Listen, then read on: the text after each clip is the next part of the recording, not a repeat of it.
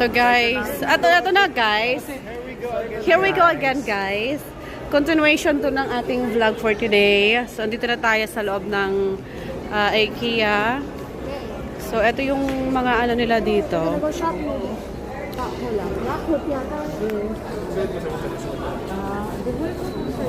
Ayan,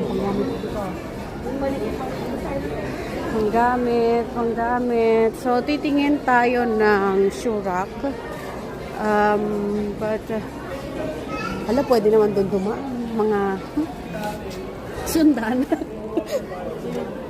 Wow!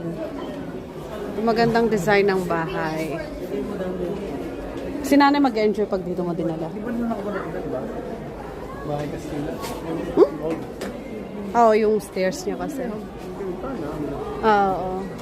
Pero no-promote nila. Okay, let's go to the other side.